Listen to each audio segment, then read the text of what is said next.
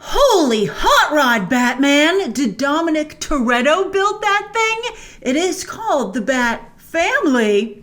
But yes, Matt Reeves has debuted his Batmobile. I love that he's being so open with the reveals for this movie. It works. It's a really good strategy.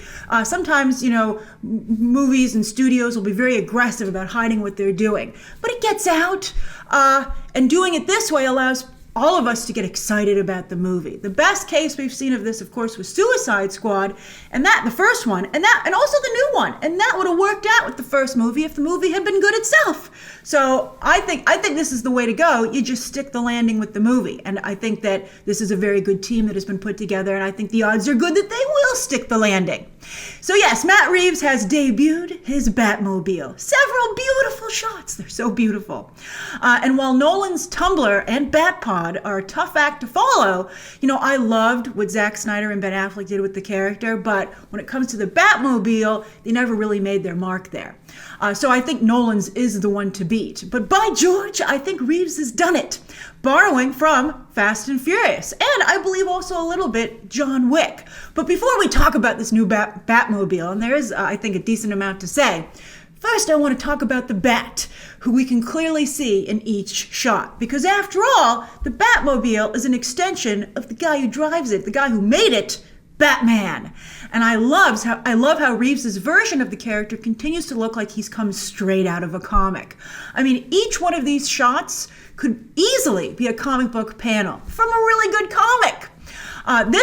This is actually my favorite shot. I love it so much, with the cape flowing in the wind, which of course is how you show movement in a static image, like a comic book panel. Oh, it's beautiful. And I also love how this pronounced collar looks. I know it's a bold choice. It's a bold strategy, Cotton. Let's see how it works out for him. But I think it's working out quite well. It gives that cool pop color, like also Gotham by Gaslight feel. And I had it later on in my notes, but it actually is a perfect point to bring it up here. It's very Sherlock Holmes, very Jack the Ripper, which of course are also influences on the Batman mythology.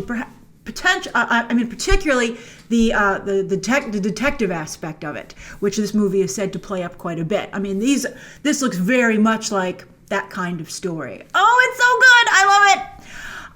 And the fact that this Batman can pull focus from the first look at the Batmobile with red lights in your face, no less, is very promising. I mean, my eye should be on the car, and it does go to that right away second, but first, I'm like, who is that mysterious, awesome figure back there? And that's wonderful. Batman is so often not the focus of Batman movies, which has been difficult and unfortunate for the character and the actors who play him.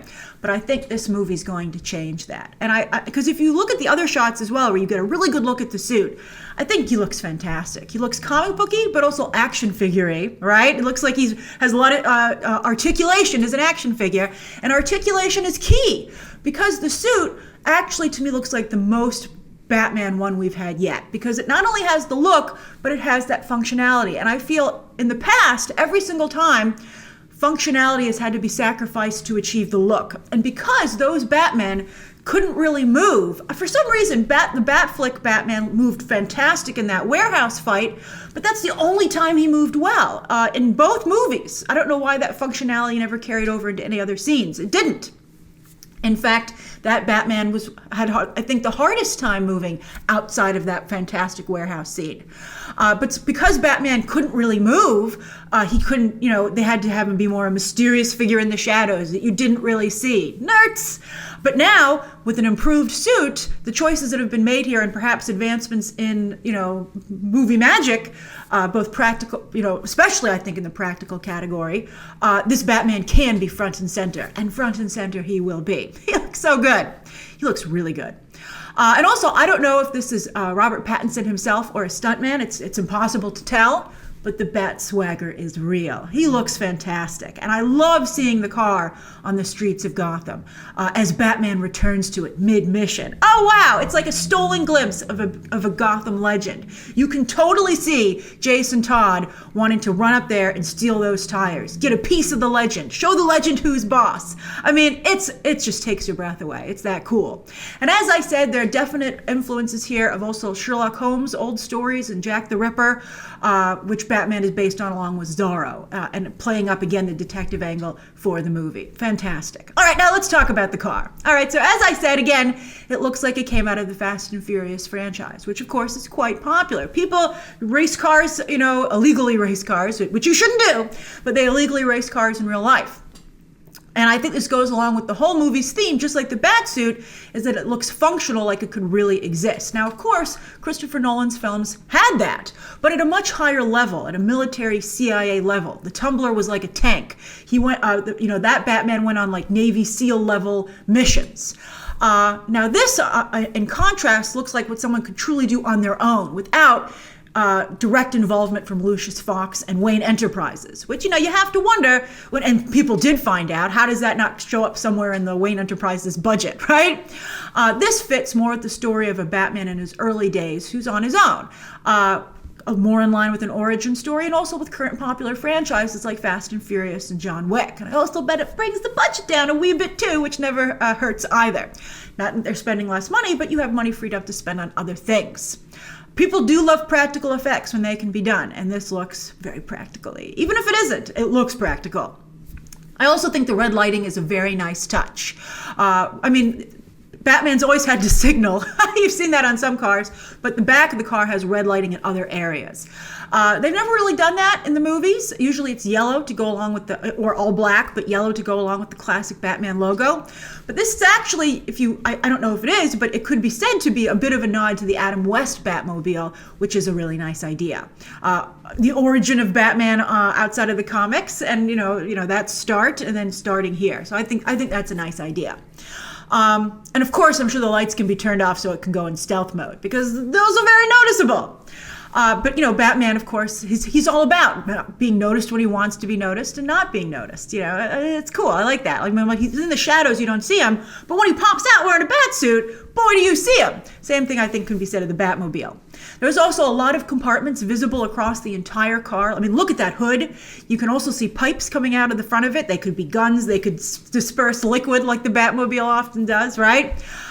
So it's like the Batmobile or even the James Bond car stripped down so you can see how it works, which is cool. Batman's like, this car's coming for you. I like that. I mean, Bruce Wayne is a billionaire, and he could pay to hide all those things within the car, but unlike James Bond, he doesn't drive around in polite society. He wants you to see him coming. So I think it's great. I think that's really, come to think of it, that's really awesome.